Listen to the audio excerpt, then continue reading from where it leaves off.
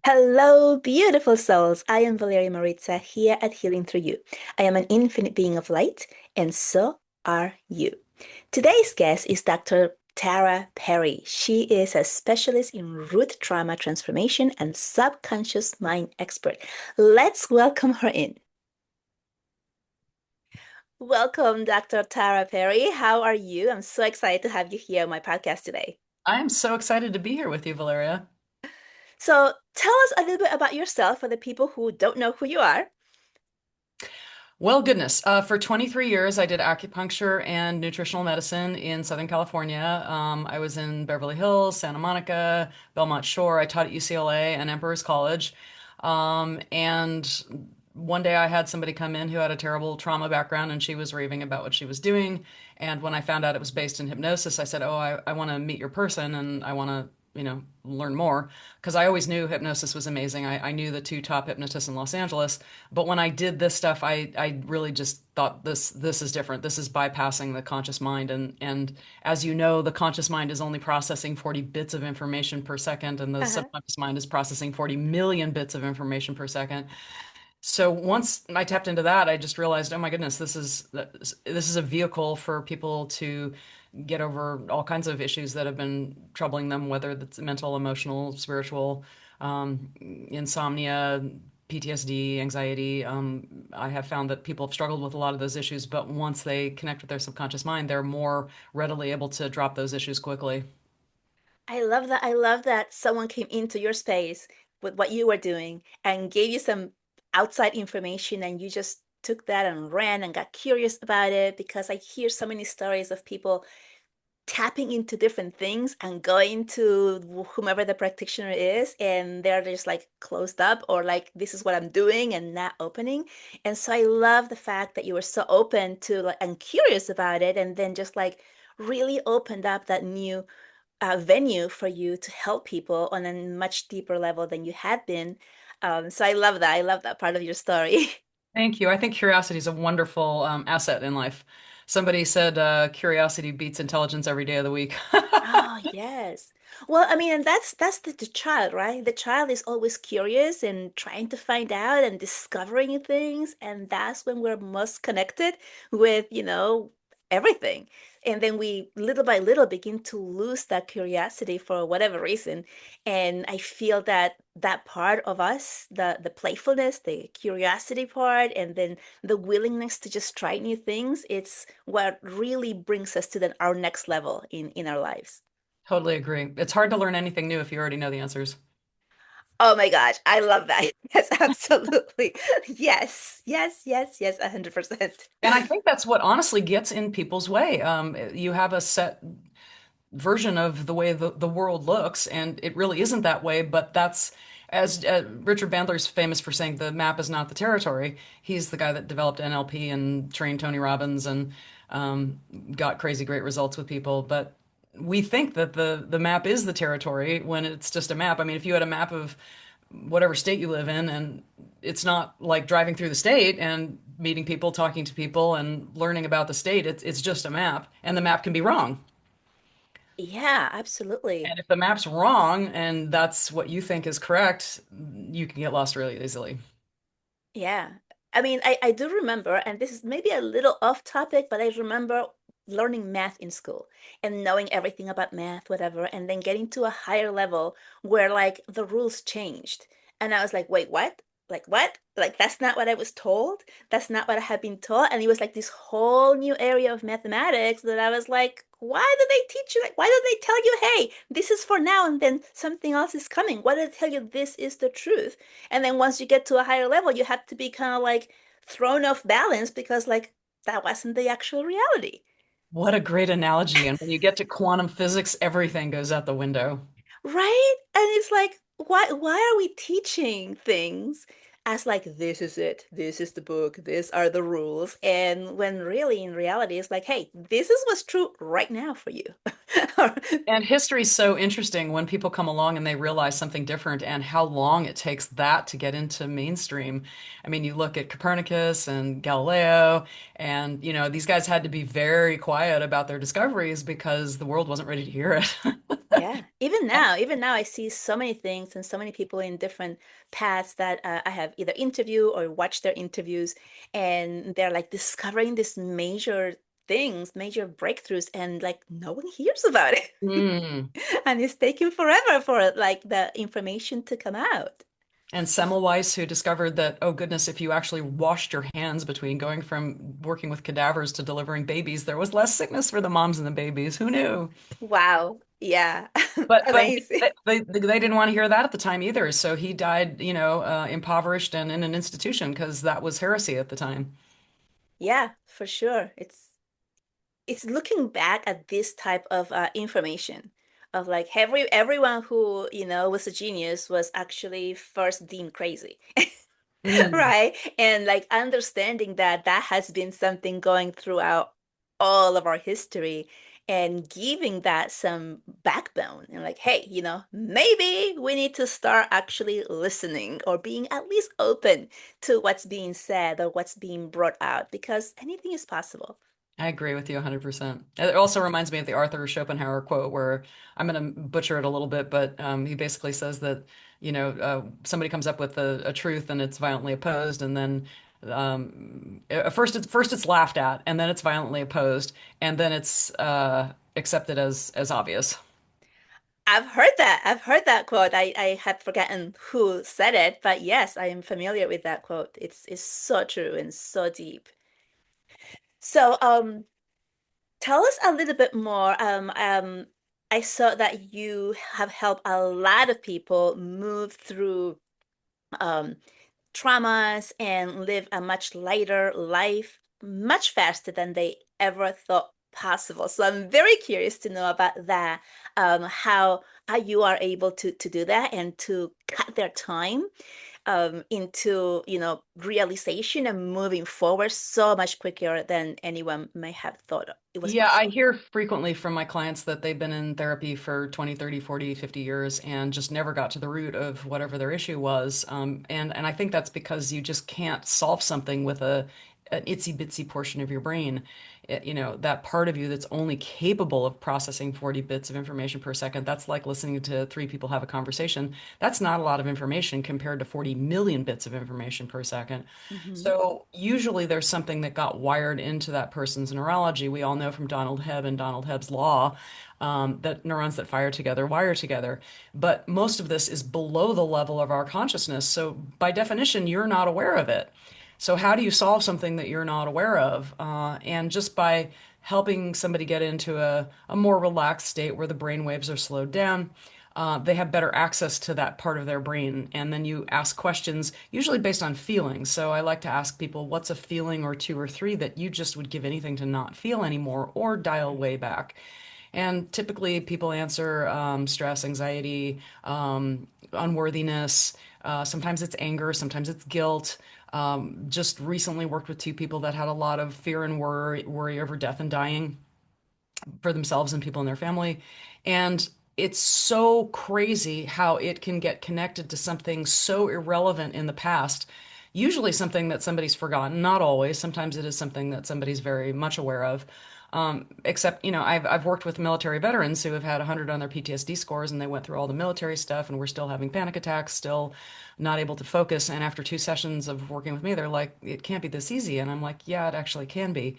And they didn't go back to episodes in the military. For the most part, they would go back to episodes in childhood, episodes where something happened, which, hello, we're all living on planet Earth. If you're born, you have trauma.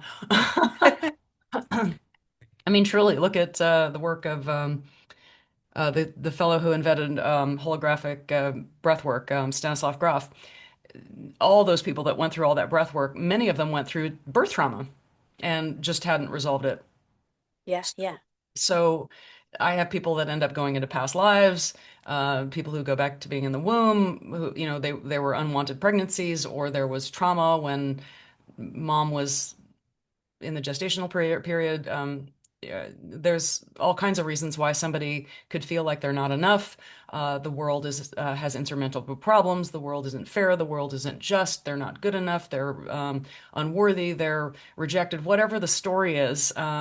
And I find the reasons affirmations don't work is because they're just this generalized blanket, like, "Yay, I'm good enough. Yay, I can do it." It's like Stuart Smalley, remember, who looked in the mirror and went, "I like myself."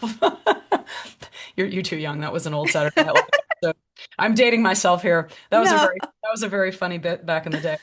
But the reason those don't work is it's like there's a big fish swimming around in the subconscious mind, and when the little itty bitty positive affirmations get in there, they just get eaten up right away. They don't have a chance to grow into big, vibrant fish. So the trick is to get the big fish that's in there swimming around that is the negative thought saying, "I'm not worthy, I'm not good enough."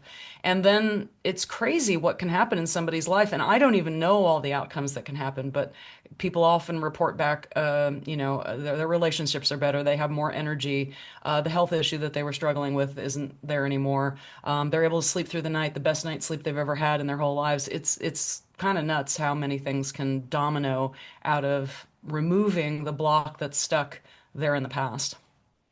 Your work sounds very familiar and similar to one of the things that I do, which we go back in meditation to seeing like the birth and the childhood traumas and things. Is your work when you're seeing the people and guiding them through it, are you doing that through hypnosis? It would, yeah, it would fall under the category of hypnosis, but I Uh, would say most hypnotists aren't doing what I'm doing because again, I knew the two top hypnotists in LA back in the day, and I wouldn't say they are doing this. uh-huh. They were great people. They gave great advice. They got wonderful, they got great outcomes for their people because they were amazing people. But it wasn't bypassing the conscious mind and really getting to the subconscious mind and just allowing those huge aha moments. And oh, of course, I don't need this pattern anymore. I always say people are like an iPhone 17 operating on iPhone 4 technology. Oh, I love that. I love that analogy. So many And people with the once iPhone. it's almost like Dorothy and the Wizard, no, sorry, Toto and the Wizard of Oz that pulls the curtain back, and Uh-huh. then all of a sudden Dorothy and the Tin Man, they can all see it's just a little wizened man pulling the levers. Uh-huh. And then all of a sudden the wizard doesn't have any power anymore because you can see it for what it is. So once people are able to see that and realize where their actual trauma is coming from, then that's how it heals. That's how they're releasing that part. Well, it's not as linear as that because the Hmm. conscious mind thinks in a very linear way, the subconscious mind thinks in a very non-linear way. So it's more of a feeling Hmm. experience, and it's hard to explain in an hour. Yeah, yeah. Having spent, 10,000 hours learning how to do this, and um, you just it's almost like playing an I did acupuncture for 23 years, and I used to say that was like playing an invisible piano. For So sure. you just develop a relationship to the energy and what the energy wants and needs. So there's an intuitive component, but there's also just a an understanding of how it works that makes it easier to navigate through for me and the person I'm working with. Yeah, of course. And it's interesting you mentioned the intuitive component because I was just going to ask you, is this also a part that you're using your intuition to be guided into like bringing the person to the part that is the actual trigger for them? And you just answered that. But Yeah, it's both art and science, I would say. When I was doing acupuncture, there's obviously a lot of science behind it, and you have to know where all the points are and blah blah blah blah blah. But constantly people would say, "Oh my God, how did you know, that that was the spot that was sore on me? How did you know how to go there?"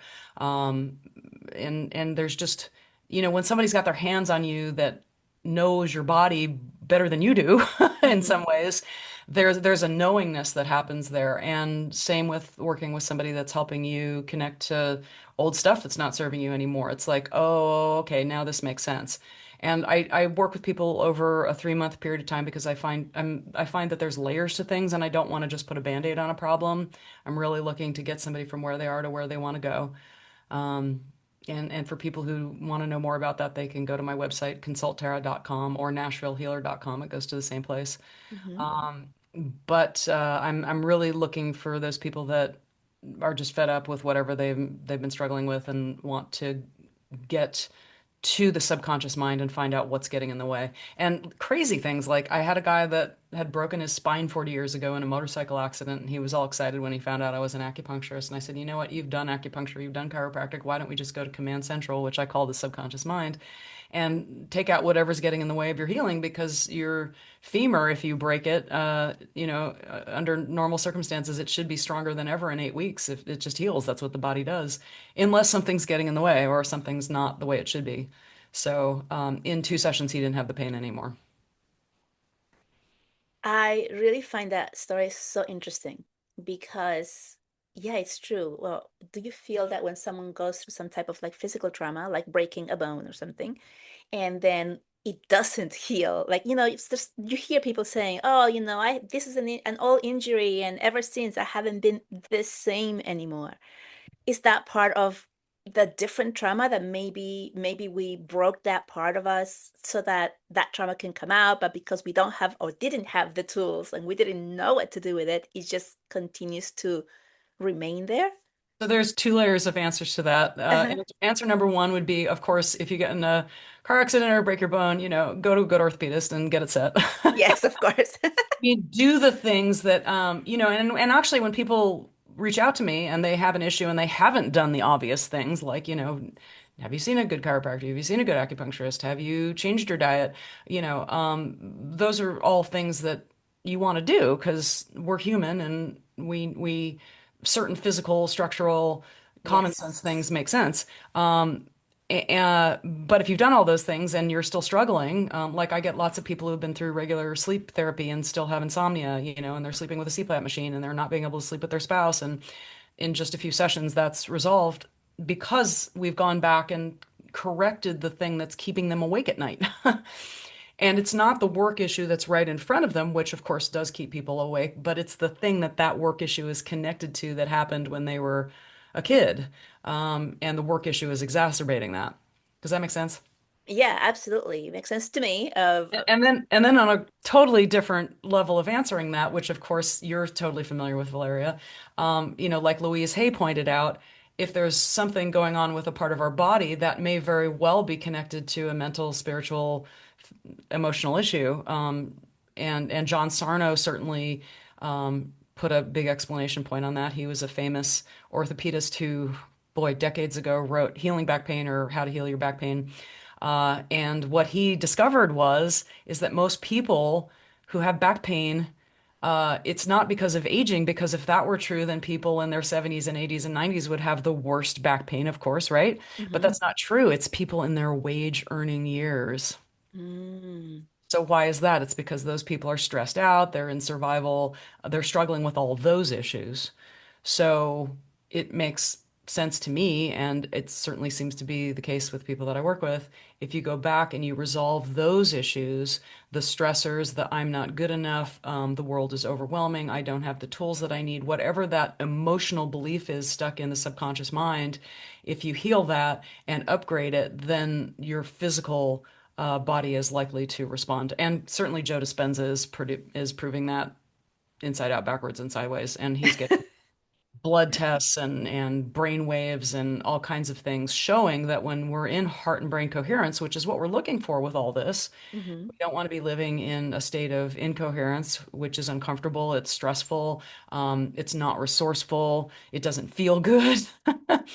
It doesn't allow us to be better healers or better anything, doctors, lawyers, whatever. Um, and when we are in heart and brain coherence, then there's this treasure trove of yummy goodies that, we've got better resilience and better immune system and better sleep and better ability to connect with other people and yada yada yada. Yeah. So does your work also help people get to that heart and brain coherence? I would say absolutely, because again, if you're in some form of fight or flight, if you've got Mhm. a stress response going on, fight, flight, freeze, fawn, fawning is my people pleasers, then your nervous system is getting the message that things are not okay. You're not safe, you're not good enough.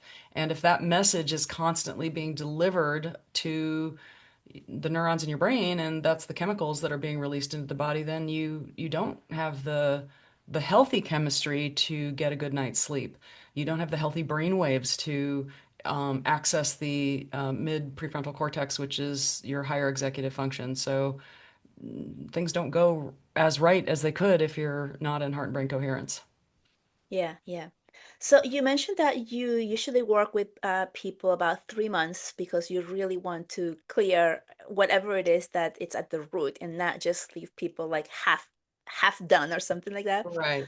I completely understand that. I worked for a chiropractor when I was through my college years, and I would like translate the teachings because he used to teach his patients, and I was the translator for the Spanish speaking community, and so I learned a lot about chiropractic because I was there, translating all the time, and I understand the fact that like when people go to a chiropractor, like and they're like in huge pain, they go like 3 or 4 times a week, and then it starts to go down twice a week, and then maybe once a week, and then maybe twice a month, and it just goes down as the body begins to retain the healing, the adjustment that the chiropractor does. So for your work, which is on the subconscious part, when you are working with them, I understand how it will clear it as you work through in the longer period of time. But what would happen to someone who comes in and they're like, I had enough. I feel so much better. And after like 1 or 2 sessions, and then they want to stop for whatever reason, because I know there's people like that also in chiropractic. Like what would happen after having that type of healing for like that short period, but not really finish? That is a phenomenal question. I don't think anybody's ever asked me that before. So one of the other fantastic things that I've discovered, which is why I'm doing this 100% of the time, is once they've made the adjustment, Hmm. um, they're, it's like getting out of prison. You don't, once you're out of prison, you don't want to go back to prison. Hmm. And so they don't, if they're done in a session or two, then great. See ya. In fact, if you go on my YouTube channel, and that's I think it's Dr. Tara Grace Perry, there's a whole playlist there of people that I've worked with. One gal had such horrible anxiety, and it was getting worse and worse. She wasn't spending time with her friends. She wasn't sleeping at night. She was running to doctors all the time, fearful that something was wrong with her. Regular therapy made her worse.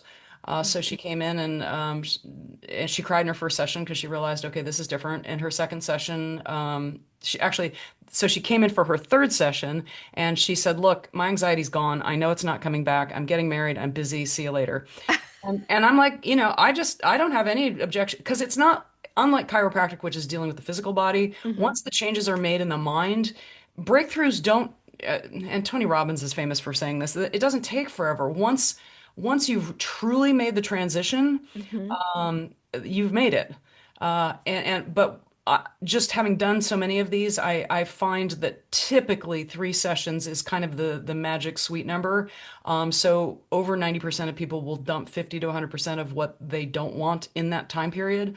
So, again, that's just the model that seems to work the best. I have had business people come in with an issue that was going on in their personal life.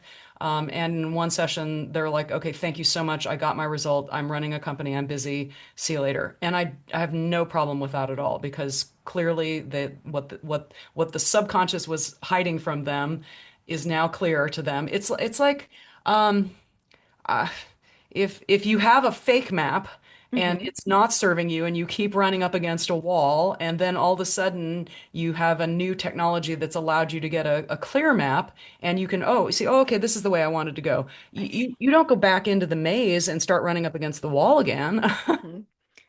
I love that. That's great. I love that.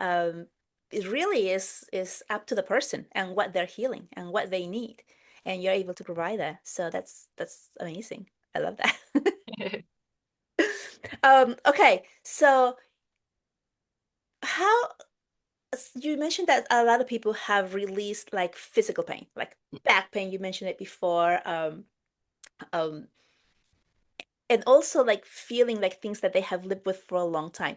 How exactly does it work when you work with them to get to that point to release it? Like how does the subconscious continue to make the body hurt, and how are you able to release that? Well, think about, okay, so another category of things that people often get great relief with is like headaches and migraines. Hmm. Because if you think about it, if you worked in a chiropractic office, if you're Hmm. stressed out all the time, what are you going to do? You're going to tense up your neck, your shoulders, your face muscles, even your scalp muscles. And how well can your meridians, your energy pathways, your blood supply flow through that? Not very well. And we all know in Chinese medicine that uh, um, dysfunction is those rivers of energy, those blood flow patterns not being able to do their job. It's like a river in nature that's all plugged up. It's going to get all swampy and smelly. Health is the clean flow of energy. I was just listening to Sue Morter the other day, and she was talking. I think it was Sue I Morter. know her, yes. I I mean, love I her. know Yeah. her through Yeah. watching her videos. And she was talking about, a garden hose being kinked. You just don't when you squeeze the end, it just the water's not flowing out, so it's unkinking the garden hose. Uh-huh. So if you think about, and I've had people that grind their teeth and had terrible TMJ symptoms, had done all the Western stuff and had not gotten what they wanted, and just by going back and finding out what was that thing that happened when I was 6 months old, a year old, 5 years old, where I had no control over my environment and I just sat there and clenched my teeth and hoped Mhm. that things got better, or I tried to become invisible.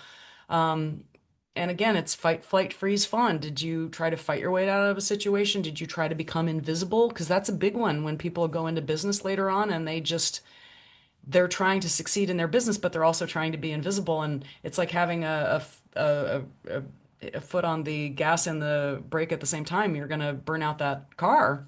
Mhm. A lot of business people I've worked with. In fact, I love working with high performers in business that have some issue. I recently just worked with John Bates, and he advises people on doing TED Talks. And he's got huge clients like Google and Intuit and Johnson & Johnson J Labs. But he was struggling with just this feeling of, okay, something's not right. I'm struggling. It's just tougher than it should be. We just went back the root, fixed it, and now he's just closing more deals with more ease. That's a very common outcome that people get is they get better results with less energy. And again, it's just stuff that gets stuck in the subconscious mind from childhood. It's not your fault.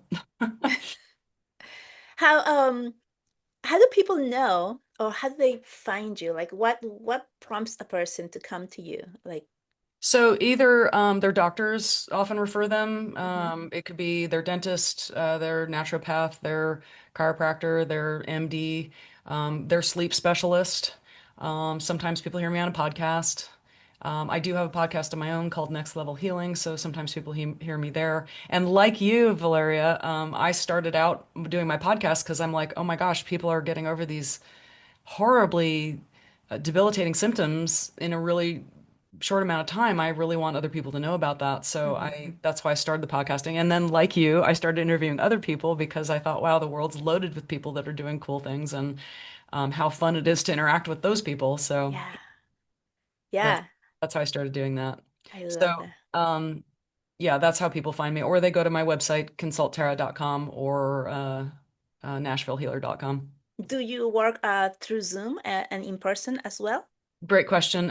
So COVID was a blessing for me Wasn't because, it? well, because Sorry. I was face to face, brick and mortar. I had my medical practice in Belmont Shore, and when COVID hit, it honestly encouraged me to close that up because the environment was not friendly to seeing people face to face at the time. So I went virtual, and so I do work with people all over the world. And I would say mo most of the people I work with are virtual, and it works great. Yeah, yeah. I've heard that from so many people how the whole business changed because of the need that we had, and then it ended up working and everybody discovering that, oh, I can actually do that as well. How amazing, how incredible. And what a blessing to be able to talk. I mean, you and I would not be having this conversation right now if it wasn't for our comfort level of just going on Zoom and going, hey, we can have a meeting on Zoom as easily as we can get in our car, easier than we can get in our car and go somewhere. Yeah, for sure. It's such a blessing to have that. I remember like I had clients in India and I was like, I would have never met this person, if it wasn't for this. And I wouldn't have started this if I didn't need, because like what else do you do when everything is shut down? So yeah, like looking at the good part of a crisis that happened. Yeah, and I think that's a real key to getting through a crisis is to always be looking for the good parts. And how do I shift and change and how do you continue to serve people when the structure is changed?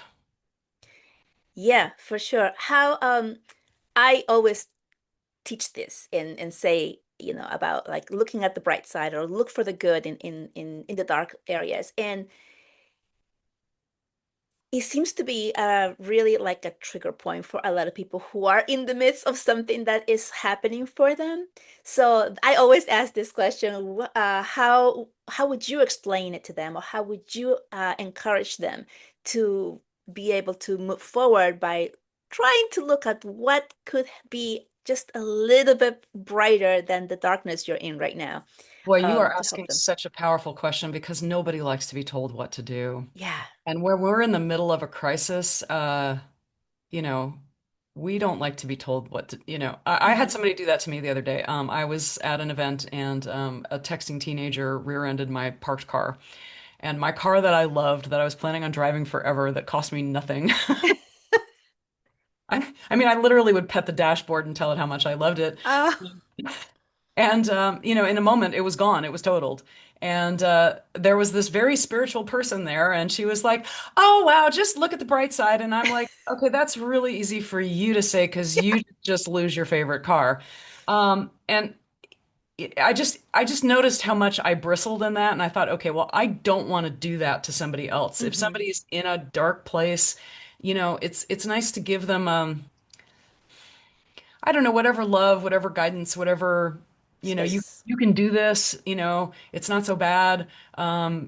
Maybe depending on your relationships with the person, you can say, you know what, maybe we'll look back on this and just something amazing will come from it. I'm not sure what the answer is for each situation, but people don't like to be told what to do. For sure. Yeah. Um, And I think leading by example is really important too, because I work with lots of people who have issues in relationships.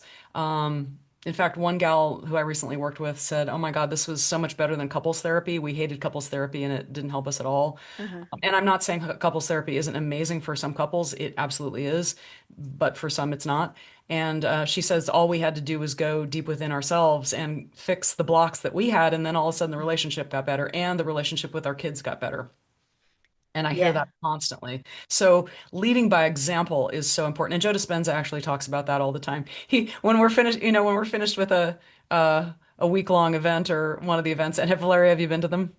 No, I have not, but I do want to go to one. Well, It's on my list. he always looks out of the crowd because you're in this big, expansive space, and he says, "Don't go home and be creepy." Just lead by example. Yeah. Yeah.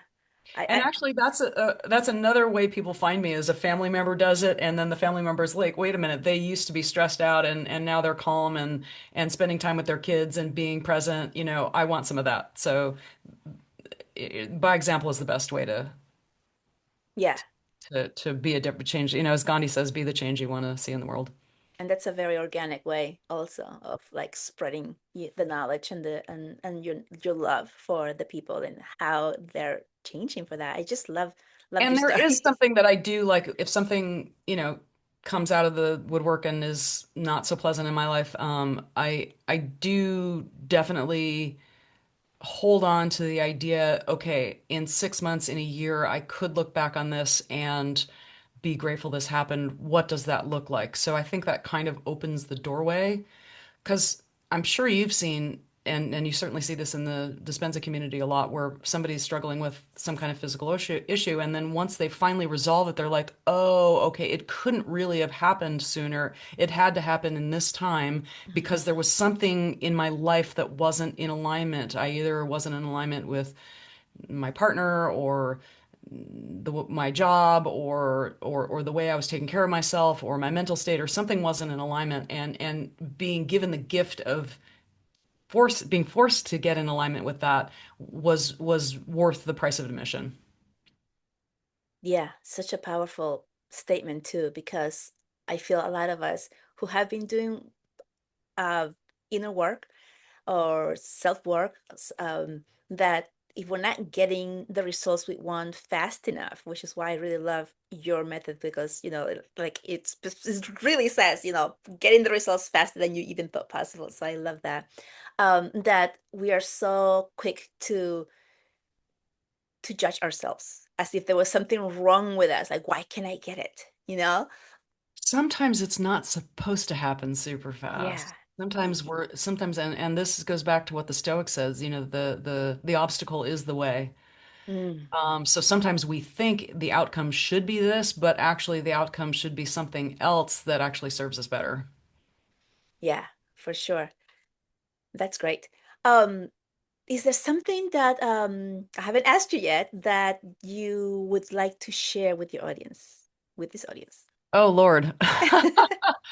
Well, I think the tools that are available for people to upgrade their lives are tremendous, and they're out there, and people that have clear track records for helping people consistently, I think are worth listening to. I've always been a big fan of, well, Dr. Joe and Byron Katie and um, Richard Bandler, and I mean, I like to say we stand on the shoulder of giants. Mm, I yeah. think the principles and what I've discovered, because I have trained with like seven of the top people on planet Earth, is that truth is truth is truth, and people are saying the same thing in different language. Yes. Yes. What I usually say is if the person who's speaking resonates with you, if he makes something tingle inside of you, it's like just take the next step Mhm. because there's something your body is telling you or your soul is calling you to like this is why you watched it. This is why you got that book. This is why you were invited to go to this event or whatever. But if it feels like it's just resonating and you're like drawn in, then just go ahead. Take the next step because it just feels like it's your soul speaking to you. Like, hey, maybe this is going to be your new map. Yeah, I agree. And nothing ventured, nothing gained. Yeah, for sure. Well, tell us where people can reach you. I know you mentioned some of the places before, and they're all going to be in the notes as well. But if you want to just go ahead and tell us again. Fantastic. Well, I'm Instagram and Facebook. My YouTube channel is probably got tons. It has tons of information on there, and lots of people that have worked with me. And so, if you want to get a feel for what it's like, just go on there and listen to it. Google and Yelp has all kinds of five-star reviews, so that's again a way that people can just go, oh, okay, this is the type of outcome that people get from this work, and they can always just set up a time to talk with me by going on consulttara.com or nashvillehealer.com, and I have a free. There's about 10 clarity questions, so somebody can really kind of get clear on what it is that they're looking to resolve, and then set up that time to talk to me, and we can see if it's a good fit for you. Oh, that's fabulous. I love that. It's all of like, here it is, and it really gives that person the opportunity to see the commitment before they even get to you. I Yeah, love that. yeah. And I love to give people as many resources as possible, which is why, like you, I started my podcast because Yeah. there's just a lot of cool stuff on the planet. And right, whatever resonates, whatever feels like the right commitment for you to jump into because you want to upgrade your life. Yeah, for sure. Well, thank you so much for being here and sharing. This is so filled with information, which I'm really loving. And I hope that if you're watching this, that you really got a lot of it. And reach out if this is something that is calling your name. But thank you for sharing this You're with. you're welcome. My patients in Southern California used to say, if you go see Tara, bring a notebook and a pad because she's going to give you all kinds of resources. Yeah, for sure. Okay, well, thank you so much. And Hilarious. yeah, I'll talk to you soon.